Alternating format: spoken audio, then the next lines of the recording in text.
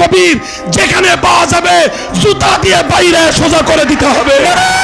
বাংলাদেশের ইসলামী আন্দোলনের ইতিহাসে যে নামটি একসময় আলোচনার কেন্দ্রবিন্দুতে ছিল তিনি মাওলানা মামুনুল হক, একজন ইসলামী বক্তা, শিক্ষক, চিন্তাবিদ ও সংগঠক, যিনি নিজের ভাষায় সাহসের সাথে সত্য বলতে গিয়ে হয়ে গেলেন বিতর্কের মূল চরিত্র।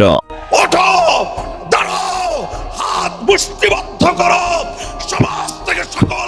নভেম্বর 1973 সালে জন্ম মামুনুল হকের। তার বাবা ছিলেন বিশিষ্ট আলেম মাওলানা আজিজুল হক, হেফাজতে ইসলামের প্রতিষ্ঠাতা আমির। ছোটবেলা থেকেই তিনি বড় হন মাদ্রাসার পরিবেশে। কোরআন, হাদিস আর ইসলামী চিন্তাধারায় শিক্ষিত হয়ে ওঠেন এক দৃঢ় ব্যক্তিত্বে। তিনি ধীরে ধীরে নিজেকে প্রতিষ্ঠিত করেন একজন প্রভাবশালী বক্তা ও শিক্ষক হিসেবে।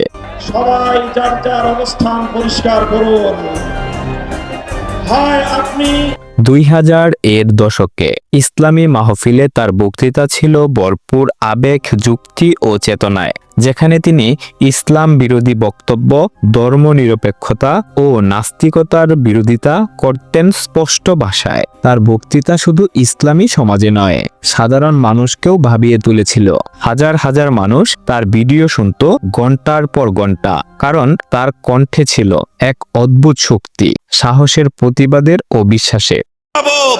আসো, হাতে হাত রাখি, সমস্ত বৈষম্য, জুলুম, স্বৈরতন্ত্রের। এরপর তিনি যোগ দেন বাংলাদেশ খেলাফত মজলিসে এবং অল্প বয়সেই পৌঁছে যান মহাসচিবের পদে। পাশাপাশি হেফাজতে ইসলাম বাংলাদেশের যুগ্ম মহাসচিব হিসেবেও দায়িত্ব পালন করেন। তিনি তখন তরুণ আলেমদের মধ্যে অনুপ্রেরণার প্রতীক। কেউ তাকে বলতো আলেমদের নেতা, আবার কেউ বলতো সরকারের ভয়হীন সমালোচক। তার জনপ্রিয়তা যেমন বাড়ছিল, তেমনি বাড়ছিল বিরোধিতা। তার বক্তব্য, তার ভাষণ সরকার ও ধর্মনিরপেক্ষ মহলের চোখে পড়ে। একসময় রাজনৈতিক উত্তাপের মধ্যেই তার নামে দায়ের হয় রাষ্ট্রদ্রোহ সহ একের পর এক মামলা।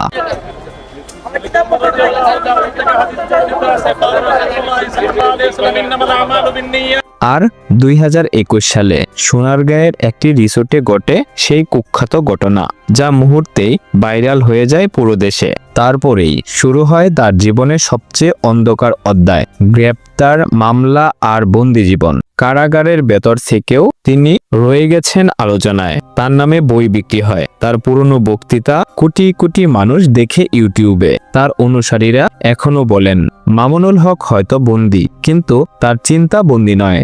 বছর কয়েক পর দেশে রাজনীতির হাওয়া বদলাতে শুরু করে। মুসলমানের মিথ্যা দাবি করা ভণ্ডামি ছাড়া কিছুই নয়।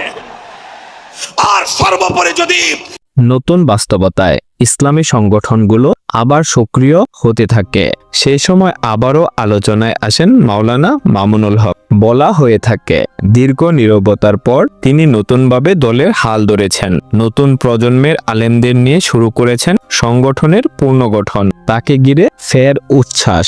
অনেকে বলেন এক নতুন সূচনার ইঙ্গিত এটা। এখন তিনি আগের মতো মিডিয়ায় সরব না হলেও পর্দার আড়ালে কাজ করছেন ইসলামী শিক্ষা ব্যবস্থা ও সমাজ সংস্কারের প্রজেক্টে। তিনি লিখেছেন বই, দিচ্ছেন চিন্তাশীল পরামর্শ, আর তার একটাই কথা, আমি চাই এই দেশ ঈমান, ন্যায় ও নীতিতে ফিরে যাক। তার অনুসারীরা আজও বিশ্বাস করে তার নেতৃত্বেই তারা একদিন একটি আদর্শ সমাজ গড়তে পারবে। কেউ বলেন মামুনুল হক ভুল পথে গেছেন, আবার কেউ বলেন তিনি এমন একজন আলেম যিনি সত্য বলেছিলেন বলে শাস্তি পেয়েছেন।